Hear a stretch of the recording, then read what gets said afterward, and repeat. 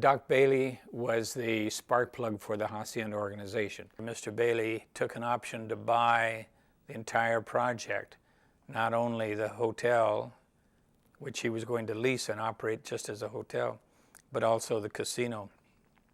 So when we arrived here in April of 1956, it was our baby. Everything was ours.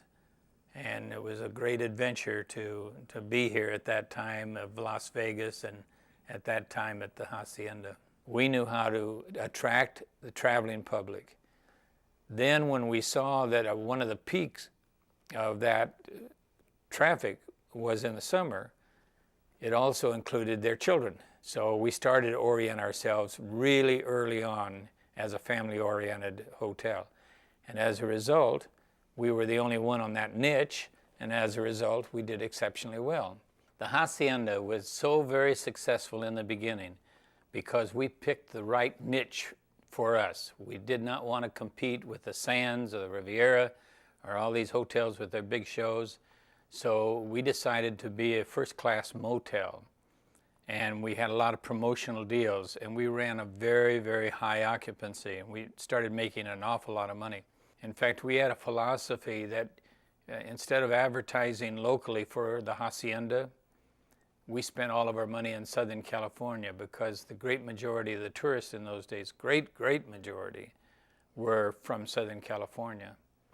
So we felt advertising for local people who had already gotten enamored with their own favorite hotel, Sands or whatever, wasn't a good prospect for us.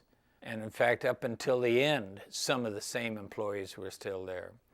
In fact, and I'm sorry that the other hotels didn't have this opportunity, but just prior to the implosion, about a month before when it was announced, I called up the people over there and I said, I would like to put on a final farewell party of the staff, of the original opening staff. Of course, everybody was invited who had worked there, but I still had contacts with a lot of the staff that was there in the first 10 years. We put on a final farewell party that was really great. Everybody, almost everybody that had worked there in the executive staff and some in the other layers of employment attended. We had a great party, and the next day the hotel closed, and within a week it was gone.